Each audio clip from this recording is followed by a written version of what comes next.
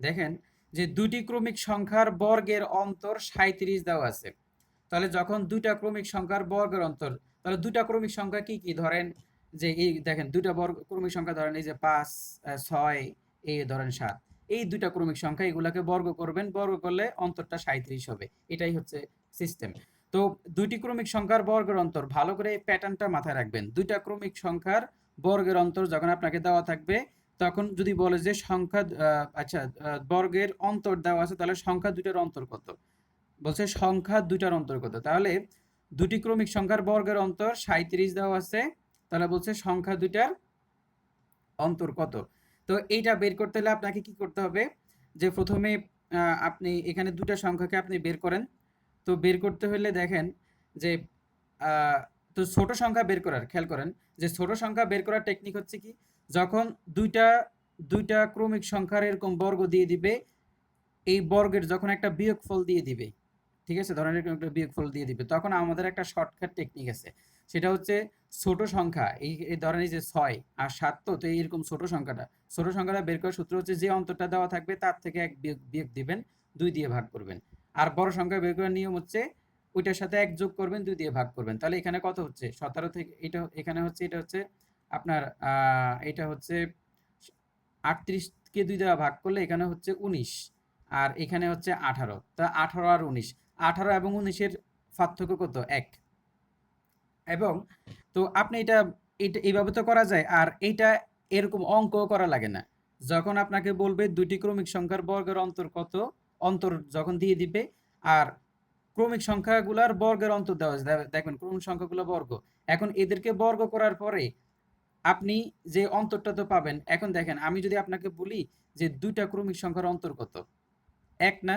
দেখেন 6 এবং 7 1 না? আপনাকে যদি যে কেউ যদি বলে যে দুইটি ক্রমিক সংখ্যার অন্তর কত, 1, এটা তো অঙ্কই করা লাগে না। মানে আপনার এই যে আমরা মানে ধরেন যে আপনি যদি একটু প্রশ্ন ক্ষেত্রে যদি একটু সেন্সটা ডেভেলপ করেন, ঠিক আছে, যদি একটা সেন্সটা ডেভেলপ করেন, তাহলে আপনার কিন্তু অনেক ইজি হয় বিষয়টা। তো এখান থেকে প্রশ্নটা আসলে এইভাবে আসে না। এখান থেকে যে প্রশ্নটা হয় সেটা হচ্ছে এইভাবে হয়, যে দুইটি ক্রমিক সংখ্যার বর্গের অন্তর 37, তাহলে সংখ্যা দুইটি কত, প্রশ্নটা এটা হয় যে দুটি ক্রমিক সংখ্যার বর্গের অন্তর 37, তাহলে সংখ্যা দুইটি কত। তখন আপনাকে ছোট সংখ্যা বের করার জন্য যে অন্তরটা দেওয়া থাকবে তার থেকে 1 বিয়োগ করবেন, বড় সংখ্যা বের করার জন্য তার সাথে 1 যোগ করবেন, যোগ করে উভয় কি 2 দ্বারা ভাগ করবেন, ভাগ করলে আপনি মানটা পেয়ে যাবেন। এখন এখানে কি করছে জানেন, এটা একটা বিসিএস না কোন জায়গার একটা প্রশ্ন হবে, আসছে পরীক্ষায়, এবং এটা খুবই একটা ট্রিকি প্রশ্ন করছে। মানে আপনার যদি কমন সেন্স ভালো হয়, তাহলে আপনি এখানে দেখবেন যে দুইটি সংখ্যার অন্তর কত, দুইটা ক্রমিক সংখ্যার অন্তর মানে বিয়োগফল 1। ধরেন দুইটা ক্রমিক সংখ্যা 11 আর 12 বিয়োগ করলে 1, দুইটা ক্রমিক সংখ্যা 7, 8 বিয়োগ করলে 1। তার মানে আপনাকে এইসব কোনো কিছুই করতে হচ্ছে না, শুধুমাত্র দুইটা ক্রমিক সংখ্যার অন্তর যে 1, এতটুকু ওই যে আসল জায়গায় যখন আপনি মাথাটা খাটায় ফেলবেন, তাহলে হয়ে যাবে। ঠিক আছে, তো আমি সাধারণত আমরা জুম মিটিংগুলোতে এটা চেষ্টা করতেছি যে আপনার একটা ম্যাথকে অনেকভাবে করা যায়, অনেক জলগোলা করে করা যায়। এখন আমরা খেয়াল করব যে কত ইজিলি করা যায়, কত ইজি মেথড আছে। ঠিক আছে, ধরেন আমরা সাধারণত কি করি, যে একটা ম্যাথ যখন আমাদের আসে পরীক্ষার হলে, তো আমরা কি করি, ম্যাথটা কোন নিয়মে পড়বে এইটা ভাবতে ভাবতে আমাদের টাইমটা চলে যায়, যে এটাকে আমরা কোন নিয়মে করব। ঠিক আছে, বা অনেক সময় দেখা গেছে যে এইটাকে একদম এক লাইনে করা যায়, কিন্তু সেই জায়গায় আমরা 10 থেকে 12 লাইন অনেক জটিল করে ক্যালকুলেশন করছি। ঠিক আছে, এটা হয় কি, এই যে ধরেন অনেকে আছে আমার সাথে হৃদয় ভাই একমত হবে, সেটা হচ্ছে আমাদের মতো যারা ম্যাথমেটিক্স আমরা যারা ফলাফল পড়াই, আমাদের মধ্যে একটা ফেক কনফিডেন্স তৈরি হয়। আমরা বলি আমরা তো ম্যাথের স্টুডেন্টস, ও ম্যাথ নিয়ে তো কোনো ব্যাপার না। আমি ওইরকম অনেক মানুষ দেখছি যারা ম্যাথের টিউশন করতেছে, তো বলতেছে যে যে আমার জন্য ম্যাথ কোনো ব্যাপার না, কিন্তু উনি ম্যাথের জন্যই চাকরি পায় না, এরকম অনেক আছে। কারণ হচ্ছে কি জানেন, এটাকে বলে ফেক কনফিডেন্স। কারণ সে একটা ম্যাথকে টিউশন অনেক লম্বা লম্বা করে করছে, এখন পরীক্ষা হলে কি এত কাগজ আছে নাকি? ঠিক আছে, এই ম্যাথটাকে আরো অনেক ইজিলি অনেক শর্টকাট ট্রিককে করা যায়, কিন্তু সেটা বাদ দিয়ে সে কি করছে, বড় বড় করে করতেছে। এই জন্য আমাদেরকে যে কোনো ম্যাথ দিলে আমরা মিলাই, মানে ম্যাক্সিমাম ম্যাথই মিলাইতে পারবো, কিন্তু সেটা বড় হয়ে যাবে। এই জন্য আমরা যারা ম্যাথমেটিক্সের আমরা টিউশন যারা করছি, আমরাও ম্যাথটা শিখতে হয়। কারণ এখানে সময়ের একটা ব্যাপার আছে, এখানে আপনাকে আলাদা করে কাগজ দিবে না। তাহলে এই টাইমের মধ্যে, একটা শর্ট টাইমের মধ্যে আপনাকে ম্যাথটা মিলানো, বাসায় ম্যাথ মিলানো, পরীক্ষার হলে ম্যাথ মিলানো আকাশ পাতাল ব্যবধান। ঠিক আছে, তো এই জন্য আমরা এই শর্ট টিক্স গুলার জায়গায় আমরা ফোকাস করব। তো আপনি প্রশ্নটা ভালো করে পড়বেন, যে দুটি ক্রমিক সংখ্যার বর্গের অন্তর দেওয়া আছে। এখানে দুই ধরনের প্রশ্ন হয়, একটা হচ্ছে দুটি ক্রমিক সংখ্যার বর্গের অন্তর দেওয়ার পরে বলে ছোট সংখ্যাটা কত, বড় সংখ্যাটা কত, তখন ট্রিক্স হবে এই যে এটা অ্যাপ্লাই করবেন। ছোট সংখ্যা থেকে এক বাদ, অন্তর থেকে এক বাদ দিলে ছোট সংখ্যা পাবেন, 2 দিয়ে ভাগ করতে হবে। আর বড় সংখ্যার সাথে 1 যোগ করে 2 দিয়ে ভাগ করলে আপনি বড় সংখ্যাটা পেয়ে যাবেন। ঠিক আছে? তখন আপনি বলবেন যে একটা সংখ্যা 18 আর একটা সংখ্যা 19। এখন আপনাকে সংখ্যাদ্বয় কত সেটা জিজ্ঞাসা করে না। আপনাকে বলছে যে এই সংখ্যাগুলা যে ক্রমিক বর্গ সংখ্যাগুলোকে আপনি বর্গ করছেন ওগুলোর অন্তর কত? তো অন্তর তো 1।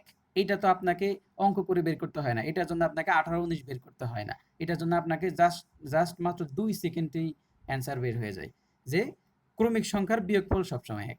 সো এটার অ্যান্সারটা হচ্ছে 1। তো এই অঙ্কটা কিভাবে করে দেখেন, যে এটাকে আপনি যদি ধরেন যে রিটেনে কিভাবে করে। তো আপনাকে যখন বলবে যে দুটি ক্রমিক সংখ্যার বর্গের অন্তর দেওয়া আছে, তাহলে আপনি একটা সংখ্যা ধরবেন x, যেহেতু ক্রমিক সংখ্যা আরেকটা সংখ্যা হচ্ছে x প্লাস 1, এই দুটাকে বর্গ করেন। বর্গ করে কোনটা থেকে কোনটা বিয়োগ করবেন, এটা বড়, এটা থেকে এই যে দেখেন এটা থেকে এটা বিয়োগ করবেন, এই যে দেখেন এটা থেকে এটা বিয়োগ করবেন, এই 37 হবে, ক্যালকুলেশন করবেন, করতে করতে এখান থেকে x এর মান 18 হয়। তার মানে এইভাবেও করা যায়, এইভাবেও করা যায়। ঠিক আছে? অঙ্কটা দুইটা সিস্টেমে করা যায়। আর সবচাইতে যারা চালাক, একদম যারা চাকরি পাবে, ওরা কোন জায়গায় ফোকাস করবে, ক্রমিক বর্গ সংখ্যার যে অন্তর, এই যে ক্রমিক সংখ্যার অন্তর, এই ক্রমিক সংখ্যা এই অন্তর, ক্রমিক সংখ্যার অন্তর সবসময় 1। ওরা এত কিছু না করে ডাইরেক্ট এক উত্তর বসাই দেবে। ঠিক আছে? এই যে এই জিনিসটা যার মাথায় আসবে পরীক্ষার হলে, ঠিক আছে, সেই কিন্তু সাকসেস হবে। এখন এটা আসার জন্য আমাদের এই যে গ্রুপ স্টাডি বলেন বা এই ধরনের টিপসগুলো নিয়ে আমরা চেষ্টা করি। এখন দেখেন এরপরের অঙ্কটা দেখেন, যে এখন তো খাতা আমাকে নাড়াইতে হয়, বুঝছেন, না তো আপনাদের তো দেখানো যাবে না। এখন তো জায়গার একটা শর্ট। তো এখানে আপনারা কি এখন দেখতেছেন, মানে এই ম্যাটটা দেখা যাচ্ছে?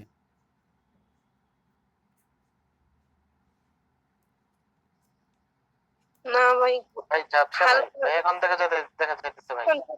আচ্ছা দেখা যাবে, হ্যাঁ। মানে আচ্ছা, খাতা নাড়াইলে মনে হয় হ্যাঁ হ্যাঁ, খাতাটা এখন আমাকে তো খাতা নাড়ানো ছাড়া উপায় নেই, এটা তো আর আপনার ফিক্সড কোনো বোর্ড না।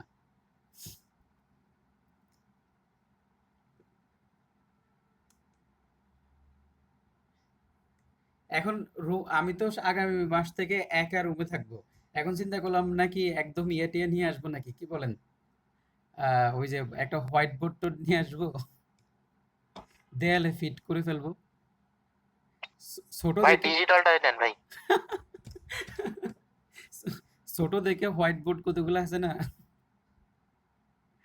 দেয়ালে ফিট করে এরপরে ধরেন যে একটা এখানে মানে একটা স্টেপ নিতে হবে মোবাইল যাতে দেখা যায়। আচ্ছা ঠিক আছে, তখন আমরা গরিবের বিদ্যাবাড়ি থেকে একটু বড় লোকের বিদ্যাবাড়ি না, মধ্যম মিডল ক্লাস বিদ্যাবাড়ি হবো আর কি। আচ্ছা দেখেন, যে তিনটি ক্রমিক সংখ্যার যোগফল 30, বড় ও ছোট সংখ্যাদ্বয়ের পার্থক্য 2 হলে ছোট সংখ্যাটি কত? বলছে তিনটি ক্রমিক সংখ্যার যোগফল 30, বড় ও ছোট সংখ্যাদ্বয়ের পার্থক্য 2, তাহলে ছোট সংখ্যাটা কত? আপনি এখন কি করবেন বলেন তো এখানে, এই যে 30 যেটা আছে, হ্যাঁ এই 30 কে ভাগ করেন, 30 কে আপনি 3 দ্বারা ভাগ করেন, ভাগ করলে কত পাবেন? 10। এখন বলছে বড় ও ছোট সংখ্যাদ্বয়ের পার্থক্য 2, তাহলে বড় সংখ্যাটা, তাহলে দেখেন পার্থক্য যদি 2 হয় তাহলে 10-এর পরে পরবর্তী সংখ্যাটা কত? যেহেতু ক্রমিক বলছে 11, ছোট সংখ্যাটা 2, তাহলে ছোট সংখ্যাটি কত? 9। এটা তো একদম ইজি বের করা যায়, বুঝছেন? তাহলে এটাকে 3 দ্বারা ভাগ করবেন, ভাগ করার পরে যেহেতু ক্রমিক সংখ্যা 1 সামনে যাবেন, ভাগ করলে আপনি মাঝখানের সংখ্যা পাবেন, এটা মাথায় রাখবেন।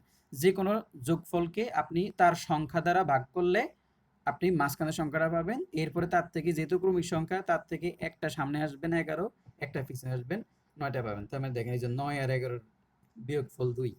তো যাই হোক, এগুলো একটু ছোট ছোট অঙ্ক, এগুলাই কিন্তু আপনার বাস্তব সংখ্যা থেকে আসে, আর ভালো ভালো মানুষও ভুল করে। তো দেখেন এরপরের অংশটা দেখেন, কি ঝাপসা দেখা যাচ্ছে এখন? না ভাই। আচ্ছা, তাহলে আমরা একটু দেখি। এবার এই ম্যাথটা আপনারা জানেন যে যত বড় তত ছোট, যখন যত বড় তত ছোট হইলে এই ম্যাথটা আপনারা জানেন। তো এখানে বলা হলো যে একটি সংখ্যা 720 থেকে যত বড়, 820 থেকে তত ছোট। তাহলে ধরেন আমরা মনে করলাম যে সংখ্যাটা x, এই যে দেখেন সংখ্যাটা x, বলছে সংখ্যাটি 720 থেকে যত বড়, তাহলে এখানে সংখ্যাটা বড়, 720 ছোট, এটাই বুঝতে হবে। একটি সংখ্যা 720 থেকে বড়, একটা সংখ্যা যেটা 720 থেকে বড়, তাহলে এই সংখ্যাটা ধরলাম এটা কার থেকে বড়, 720 থেকে। তো 720 মানে ওই সংখ্যাটা থেকে 720 বাদ দিলাম, বাদ দিলে এখানে একটা মান পাবো না, এখানে একটা মান পাবো। এই মানটা, এখানকার যেই মানটা, সেই মানটা 820 থেকে সংখ্যাটাকে বিয়োগ করলে যেই মানটা হবে তার সমান। তার মানে একটি সংখ্যা 720 থেকে যত বড়, তার মানে সংখ্যাটা বড়, 720 ছোট। এখানে একটা মান পাবো। এর পরবর্তী যেই অংশটা, এটা একটু বিষয়টা বুঝতে হবে আপনাদেরকে, শোনেন। তো এখানে আমি এটা বোঝানোর আগে আরেকটা কিছু বলি। ম্যাথমেটিক্স আসলে নির্ভর করে শর্তের উপর। এই যে যখন সমান সমান কোনো জায়গায় ইউজ করা হয়, তাহলে মনে করবেন সমান সমানের আগে যেই শর্তটা এবং এই শর্তের একটা মান আছে, এই মানটা আর পরের মানটা একই। এখান থেকে দুইটা জিনিসকে ইকুয়াল করে একটা মান বের করা হয়। তার মানে যখন আপনাকে কোনো একটা অজানা সংখ্যা দিবে, যখন কোনো একটা অজানা সংখ্যা দিবে, ধরেন যে এখানে এই অঙ্কটা দুইটা অংশ। একটি সংখ্যা 720 থেকে যত বড়, দেখেন এই একটা অংশ, আর একটা অংশ হচ্ছে 720 থেকে তত ছোট ওই সংখ্যাটা। এখন আপনি কি সংখ্যাটা জানেন?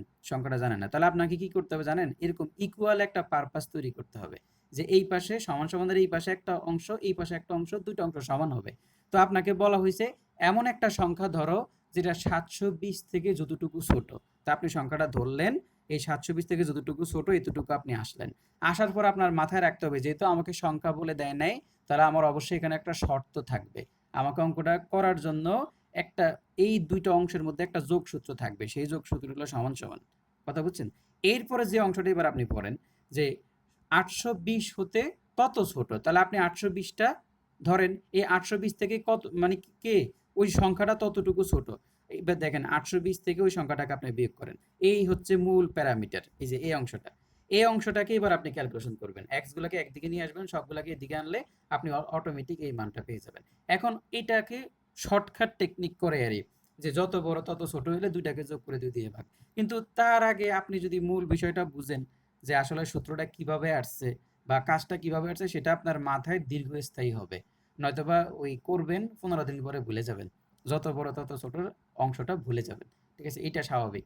তো এই জন্য এটা মাথায় রাখবেন যে এখানে আসলে সমান সমানের আগে একটা অংশ, পরে একটা অংশ। এক্স থেকে 720 যতটুকু ছোট, ওই 820টা থেকে এক্সটা যে বিয়োগফলটা সেটাও ততটুকু। তার মানে এখানকার বিয়োগফল আর এখানকার বিয়োগফল সেম। এটা আপনি মানে এখান থেকে যে মানগুলো যেগুলো পাইলেন এগুলো বসাই দিলে আপনি বুঝবেন যে উভয় জায়গায় বিয়োগফলটা সেম। এবার দেখেন এটাতে একটা ব্যতিক্রম ম্যাথ আছে, সেটা আমরা পরে দেখব। দেখেন লিখলো, এটা আদরি আপু দিছেন আজকে, মানে এরকম ম্যাথটা, এরকম একটা ম্যাথের প্রবলেম আপনি দেখাইছিলেন। ওইটা আবার সলভও করছিল হৃদয় ভাই সহকারে না কারা, এবং হাবিবা বিদ্যা আপু, ওনারা সলভ করছিল, মানে এই একই প্যাটার্নের। বলছে এক্স একটা সংখ্যা, এই সংখ্যাটা আপনি কত সেটা জানেন না, এই সংখ্যাটাকে আপনি 7 দ্বারা ভাগ করবেন। ভাগ করার পরে আপনার ভাগশেষ থাকবে 5। তাহলে কোন একটা সংখ্যা x, এটাকে আপনি 7 দ্বারা ভাগ করবেন, ভাগশেষ পাবেন 5। আমরা ভাগফল কত সেটা কিন্তু জানি না, যেহেতু সংখ্যাটাই জানি না, তাহলে ভাগফল কিভাবে জানবো? এখন আমি একটা ভাগের বিষয়টা আপনাদেরকে বোঝানোর জন্য আমি একটা উদাহরণ এখানে আনলাম। তো উদাহরণটা দেখেন, যে ধর আমরা 13কে 3 দ্বারা ভাগ করলাম, ভাগ করলে আমরা 13 3 এর মধ্যে 13 মধ্যে 3 4 বার যায়, 3 4 12 হয়, 1 হচ্ছে ভাগশেষ। তাহলে আমরা দেখলাম যেই সংখ্যাটাকে আমরা ভাগ করব তাকে বলা হয় ভাজ্য, যেই সংখ্যা দিয়ে ভাগ করব তাকে বলা হয় ভাজক, যেই সংখ্যাটা পাবো এটাকে বলা হয় ভাগফল, আর যেটা অবশিষ্ট থাকবে সেটাকে বলা হয় ভাগশেষ। তাহলে আমরা এই সংখ্যাটাকে যদি পাইতে হয়, এখানকার এই সংখ্যাটাকে যদি পাইতে হয়, তাহলে আমাদেরকে এইটা আর এইটাকে গুণ করতে হবে। এই দুটাকে আমরা গুণ করব, গুণ করার পরে এখানে নিচে যেটা থাকবে সেটাকে যোগ করে দেব। এটাকেই বলে, দেখেন এই যে 13কে আমরা কিভাবে পুনরায় উদ্ধার করব, আমরা তো 13কে ভাগ বাটোয়ারা করে দিছি। এখন আপনাকে বলে যে পুনরায় এখন কি লেজ মাথা সব একসাথ করো, ঠিক আছে, একসাথ করে পূর্ণাঙ্গটা ফিরিয়ে নিয়ে আসো। তখন আপনি কি করবেন, যে যেগুলো আগে ভাগ করছেন এগুলাকে আবার এখন গুণ করবেন। এই যে এইটা এই দুটাকে গুণ করবেন, গুণ করার পরে নিচে দেখবেন এখনো কিছু অবশিষ্ট আছে কিনা, এই যেটা অবশিষ্ট থাকবে সেটাকে যোগ দিয়ে সামনে বসাই দেবেন। তো এটাকে বলা হয় ভাজক, এটাকে বলা হয় ভাগফল। তাহলে ভাজ্য ইকুয়াল টু কি, যে মাঝখানে জিনিসটা যদি আপনি পাইতে হয়, তাহলে ভাজক আর ভাগফলকে গুণ করবেন, আর ভাগশেষ যেটা আছে সেটাকে আপনি যোগ করে দেবেন। এটাই হচ্ছে নিয়ম। এখন আপনাকে বলছে যে এক্স কে 7 দ্বারা ভাগ করার জন্য, তাহলে এক্স হচ্ছে এখানে ভাজ্য, তো সেই ভাজ্যকে ধরলেন। তো এই ভাজ্যকে পাইতে দুটোই ভাজক ইনটু ভাগফল, তো ভাজক ইনটু ভাগফল আপনি গুণ করলেন। আচ্ছা দেখেন এখানে ভালো করে বুঝেন যে এই যে দেখেন ভাজকটা গুণ করলেন আর এটা বাদ দেন, এখানে এই যে 1টা পরে আসতেছে, এরপরে ভাগশেষ যেটা আছে এই যে দেখেন ভাগশেষটা বসাই দিলাম। এখন তো ধরেন যে এই হলো এক্স সংখ্যাটা, এটা এই সংখ্যাটাকে আমরা 7 দ্বারা ভাগ করছি, কিন্তু ভাগফলটা কত সেটা আমরা এখনো জানি না, কতবার গেছে এটা তো জানি না, কিন্তু ভাগশেষটা আমরা জানি।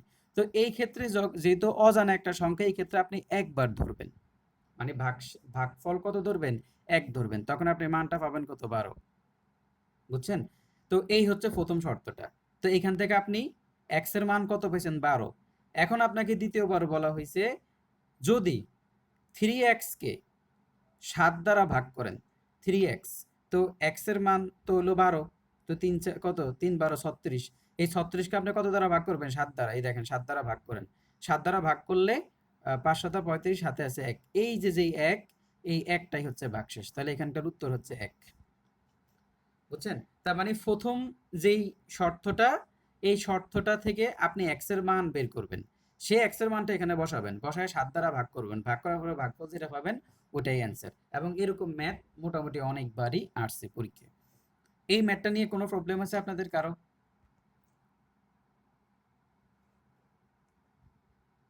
না ভাইয়া। আচ্ছা তাহলে সবাই বুঝছেন। ঠিক আছে, তাহলে আমরা আমরা একটু সামনের দিকে যাই।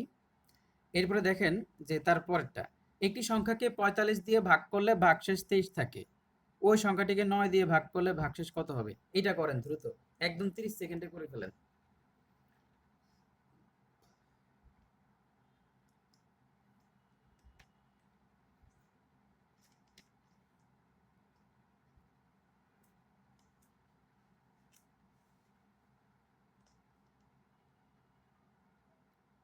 সবাই খাতা কলম নিয়ে বসবেন। 1 ভাই। 4 আর তাহলে 7, এখানে কত হচ্ছে, আমি এটা এখনো করি নাই, তো এখানে হচ্ছে আপনার 8, আর এখানে হচ্ছে কত, 7।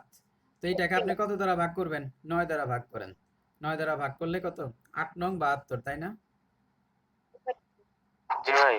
তো 6 আসতেছে নাকি, আমি ঠিক করছি নাকি ভুল করছি? এই ভাই এটা কি হবে, 68 হবে ভাই। 68 তো। আচ্ছা আচ্ছা এখানে যোগ করলে এটা 68 হয়, হ্যাঁ হ্যাঁ 68 হয়, সরি সরি সরি, হবে হ্যাঁ হ্যাঁ না। 68 হয়, 68 68, এই যে আপনার 4 আর 2 যোগ করলে, এটা আমি আবারও 3 ধরে ফেলছি, 68, তো 68 কে 9 দ্বারা 7 নং 7 নং 63 ভাই। 63, তাহলে 5 হবে। এখানে 5, হ্যাঁ ভাগশেষ 5। আচ্ছা তাহলে এটা তো বুঝছেন সবাই, তাই না? এইটাকে আপনার এই যে 45 হচ্ছে আমাদের 45 হচ্ছে আমাদের ভাজক, আর ভাগফল হিসাবে আপনি 1 ধরেন, এরপরে ভাগশেষ হচ্ছে 23, এবার আপনার যোগ করলে কত হচ্ছে, এখানে 68 হচ্ছে, এই 68 কে 9 দ্বারা ভাগ করলে এটা চলে আসবে। আমার আসলে এটা হচ্ছে কি, যে আমি বুঝতেছি, সেটা হচ্ছে আমাদের ম্যাথ আমরা ফলাফলকেও করাইছি বেশি, তো কিন্তু নিজেরা করি নাই। আর ইভেন ক্যালকুলেশন কম করাতে কিন্তু এই ছোটখাটো ভুল হচ্ছে, এইটা কিন্তু আমার জন্য অনেক বড় একটা প্রবলেম, যে আমি অনেক ক্ষেত্রে আমি ইদানিং মানে এই সমস্যাটা ভুগতেছি। যেমন গতকাল পরীক্ষায় একই অবস্থা, ঠিক আছে, যে আমি মানে ওই যে কি বলা যায়, এখানে যে শিপ ছিল, ওই যে শিপের সাথে আপনাদেরকে বলছি যেটার সাথে ফ্লক হয়, আমি ওইদিকে কি করছি, ফ্লক বাদ দিয়ে এখানে হেড দিয়ে দিছি, ওই যে হার্ট দিয়ে দিছি, আরে ওই যে গবাদি পশুর সাথে এটা মিলাই ফেলছি, একদম সিম্পল একটা ভুল। ঠিক আছে, মানে প্রথমবার চিন্তা করছি যে এটাই হবে, ফ্লক দিয়ে দেই, পরে আবার কি জন্য বুঝে আবার হার্ট দিয়ে হ্যাঁ, দিছি, আবার ওখানে একই ভুল, ওই যে এই আপনার দুটো। ডিসিশন, না সরি এটা কি যেন, হ্যাঁ ডিসিশনের জায়গায় ওখানেও ভুল করছিলাম, যে ওখানে এই ডিসিশন অথবা ডিসিশনস হবে, আমি কি করলাম যে ওখানে, তাও মানে একদম ইজি, দুইটা ভুল, এটা নিয়ে আমি এখন খুবই টেনশনে আছি, এই বিষয়গুলো নিয়ে একদম ছোটখাটো মানে রুডিমেন্টারি ভুলগুলা বেশি হচ্ছে। আচ্ছা বলেন। ভাইয়া ওই যে ওই দুইটা আমার মানে ভুল হয়তো এই কোশ্চেনে রাখছিলাম। ও আচ্ছা, আপনারও ভুল হয়, হ্যাঁ। দেখেন যে মানে আমি ওই যে গবেষণার সাথে একই ব্লগটা করে হ্যাঁ এই জন্য আমি করে আমি দিলাম। অথচ আমি যখন প্রশ্নটা দেখলাম, দেখার সাথে সাথে আমার মাথায় আসছে এটা আমি ফ্লগ দাগাবো, কিন্তু এরপরে আবার বেশি ফোনটি টিপি করে ওইটা দাগাইনি। ঠিক আছে, মানে এই একটা বিষয়, তো ওইটার সাথে মনে রাখবেন ওখানে ওই যে মৌমাছি আছে না, বি, যেটা ওইটাকেও ওই মৌমাছির ঝাঁককেও ফ্লগ বলা হয়। বুঝছেন, মানে ভেড়া আর মৌমাছির ঝাঁক, এটা একটা কনফিউজ জায়গা, তবে যাই হোক আপনার প্রশ্নটা অনেক সুন্দর হয়েছে যে আপনি কনফিউজড বিষয়গুলো তুলে নিয়ে আসছেন। তো এখানে এবার এরপর দেখি যে একটি সংখ্যার বর্গ তার বর্গমূলের চেয়ে 14 বেশি। এখানে কি বলছে? একটি সংখ্যার বর্গ তার বর্গমূলের চেয়ে 14 বেশি, তাহলে সংখ্যাটি কত? এখন এটার ক্ষেত্রেও আপনি অপশন টেস্ট করেন, ঠিক আছে? তো একটি সংখ্যার বর্গ তার বর্গমূলের চেয়ে 14 বেশি। তো ধরেন যে মনে করি একটা সংখ্যা এক্স, এই সংখ্যাটার বর্গ, তার বর্গমূল মানে হচ্ছে রুট এক্স। তো বর্গ হচ্ছে স্কোয়ার আর বর্গমূল মানে রুট। কোনো একটা সংখ্যাকে আপনি রুট করলে সেটা হবে বর্গমূল, স্কোয়ার করলে সেটা হচ্ছে বর্গ। এখন এই যে বলছে যে বর্গমূল, এই যে এই বিষয়টা, তো এখানে বলছে এই যে দুইটার বিয়োগফল, এই যে এই যে এই যে এই যে যে বর্গটা, এই বর্গটা বর্গমূল থেকে 14 বেশি। এখন আপনি এখানে উভয় পাশে বর্গ টর্গ করে ম্যাথমেটিক্সের সূত্র অ্যাপ্লাই করে করতে পারেন। আপনি এখানে যখন উভয় পাশে বর্গ করবেন তাহলে x টু দি পাওয়ার 4 আসবে, এটা আসবে x, এখানে 14 কে ইয়ে করলে 196 আসবে। এটা মারাত্মক একটা ক্যালকুলেশন হবে, অনেক বড়। সো এটা হবে না, ঠিক আছে? ওই যে x ধরে করলে যেটা হবে আরই। এখন সো আপনাকে এই নিয়মে করা যাবে না, যে এই নিয়মে করতে যাবে এ মারা খাবে। এখন আপনাকে কি করতে হবে? অপশন ধরে কাজ করতে হবে। এখন দেখেন 2 কে স্কোয়ার করেন, 2 কে স্কোয়ার করলে কত হয়? 4 হয়। আর রুট করলে তো 1.73 যে একটা মান আসবে, না সরি 1.4142 এরকম আসবে। তো সো 4 থেকে আপনি যদি 1.4142 বাদ দেন তাহলে এটা 14 তো জীবনও হবে না। সো 2 বাদ। এবার আসেন আপনার 16 মানে 4, পরবর্তী অপশন কত? 4, 4 কে বর্গ করেন 16, 4 কে রুট করেন তাহলে কত? 2, 14, এই যে 16 থেকে 2 গেলে 14, একদম 30 সেকেন্ডের আগে 10 সেকেন্ডের মধ্যে আপনার এটার উত্তর বের হয়ে যাবে। আর মূল নিয়ম হচ্ছে এটা, ঠিক আছে? এই নিয়মে করতে গেলে তো আপনার ম্যাথ আর মিলবে না, পরীক্ষাও বাদ, ওই দিন আর পরীক্ষা দেওয়া লাগবে না আপনার, ঠিক আছে? তাহলে এইটাই হচ্ছে অপশন টেস্ট করে এই অঙ্কটাকে বের করতে হবে। আপনারা যদি আমি যে ম্যাথগুলো দেখাচ্ছি এখানে সব প্রত্যেকটা টাইপস, যদি আপনি এই যেমন এই অঙ্কটা আপনি পাবেন না, এই অঙ্কটা আমি ইয়াতে দেখি নাই, ওটার নাম জানি কি বলে, বেসিক ম্যাথে দেখি নাই, একটু নতুন ধরনের। তো আপনারা যদি এই আমাদের এখানকার যে ঝুমে যে টাইপস গুলো আমরা, আমি দায়িত্ব নিয়ে বলতে পারতেছি। এবার বলেন আবার বলতে হবে? ভাই, ভাই 14 16 থেকে যে মাইনাস করলেন।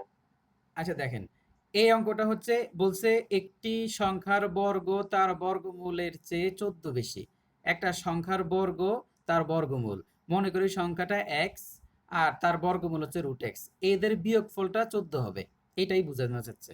এখন আপনি যদি এটাকে এইভাবে ম্যাথমেটিক্সের ভাষায় ক্যালকুলেশন করতে যান, অঙ্ক আর মিলবে না, সম্ভব না। এখন আপনাকে কি করতে হবে? অপশন টেস্ট করতে হবে। তাহলে অপশন ধরেন, প্রথমে 2 ধরেন, 2 কে আপনি বর্গ করেন।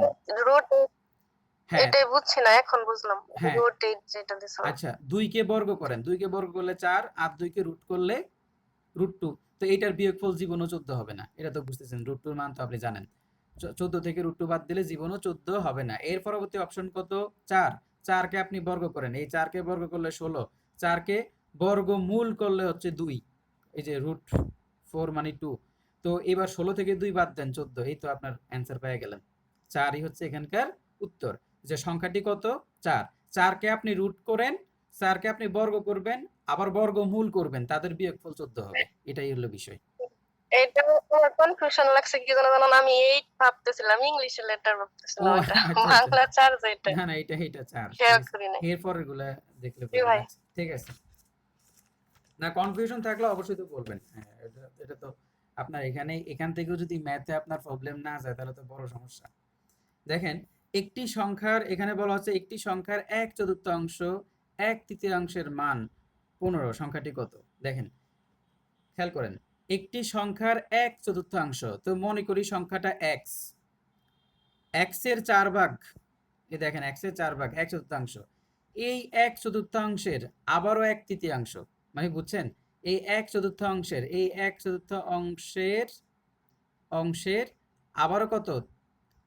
1/3, তাহলে 1/3, এই যে 1/4 আবারও 1/3, তাহলে উপরে হচ্ছে 1 আর নিচে হচ্ছে এই যে এই অংশটা x/4। কথা বুঝছেন এটা? না না না, এখানে কি করলাম, 1/3 বলছে না, তো 1/4 1/3। ভাইয়া ও হ্যাঁ হ্যাঁ, x/3 ও আচ্ছা হবে আচ্ছা তো। আচ্ছা, হ্যাঁ হ্যাঁ দেখেন, এই যে 1/3 তাহলে হচ্ছে যে x/3, হ্যাঁ x/3, যে আপনার যেটা দেওয়া আছে সেটার 1/3, ঠিক আছে? তো এখানে আমরাই বললাম যে একটি সংখ্যার 1/4 হচ্ছে এইটা, 1/4 1/3, ওই সংখ্যাটি আবার 1/3, এইটার 1/3। তাহলে এখানে মানটা হচ্ছে কত আপনার 15। এই যে এই পুরাটার মান হচ্ছে আপনার 15। তো 15 হইলে এখানে কিভাবে আসবে, যে উপরে হবে আপনার x² আর নিচে হচ্ছে 12 আর এখানে হচ্ছে 15। তো আপনার x² কে আপনার 15 দ্বারা গুণ করলে কত হচ্ছে, একটু করে দেখেন তো। উম,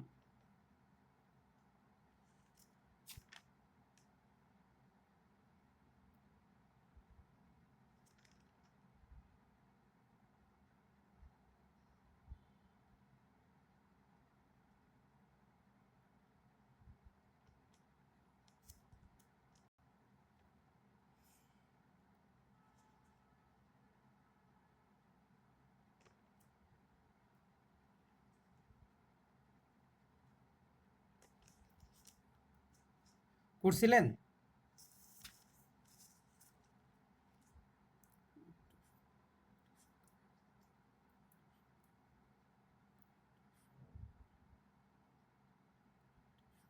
ভাইয়া হ্যাঁ বলেন। ওই x² রাইখা ওই 12 আর 15 গুণ করে তারপরে কি রুট করলে কি মান আসে নাকি? হ্যাঁ, ওইটা রুট করলে তো মানটা আসার কথা। একটি 12 আর সংখ্যা, 15 গুণ করে আচ্ছা একটি সংখ্যার 1/4, এটাতে এত জটিল হওয়ার কথা না। একটা সংখ্যার 1/4 যদি হয়, তার মানে 4/1 না সংখ্যাটার? হ্যাঁ, আচ্ছা সংখ্যাটা 4/1। 1/4 1/3, এত এর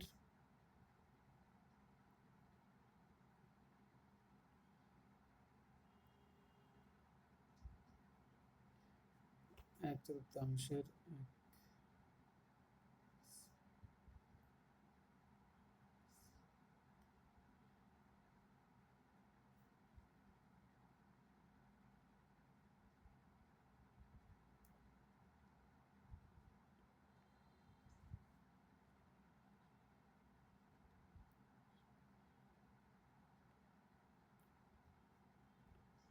লেখাটা মনে হইছে না, ওই যে এখানে x/3 যেটা। এটা হয় না, হ্যাঁ এটা তো এইভাবেই হবে। আমার কাছে মনে হইতেছে কিন্তু আহ, ভাইয়া সাজানোতে ফর্মুল হয়েছে ভাইয়া, আমি একটু সংশোধন করে দেই। এইটা এইভাবে কি না, দেখেন তো। না ভাইয়া, এইভাবে না, প্রথমে একটি সংখ্যার মানে প্রথমে x এর x/4 into x/3 equal to 15 এরকম হবে। x/4 আপনি কিভাবে বলতেছেন x/4? না ভাইয়া, একটি সংখ্যার হ্যাঁ মানে হ্যাঁ, x এর x/3 into x/4 equal to 15 আপনি বলতেছেন যে x এর x/4 এইভাবে ইন্টু x, হ্যাঁ হ্যাঁ, into x/3 equal to into 15 এইভাবে। হ্যাঁ হ্যাঁ, তাহলে এইভাবে হতে। এইভাবে হলে তো এটা বিশাল হয়ে যাচ্ছে। এইভাবে হয়ে যাচ্ছে x³ আর এখানে হচ্ছে 12 আর হচ্ছে 15। তো 12 আর 15 কে গুণ করে দেখেন না, 12 আর 15 কে গুণ করলে কত হয়। আচ্ছা আপনারা, 180। আচ্ছা দাঁড়ান, আপনারা একটু দেখেন যে আমি দেখি যে প্রশ্নটা আমি যেখান থেকে নিছি ওখান থেকে তুলতে তুলতে কোনো ভুল টুল করছি কিনা, একটু একটু একটু দাঁড়ান। এটা কি 180 হয়? দাঁড়ান আমাকে একটু টাইম দেন।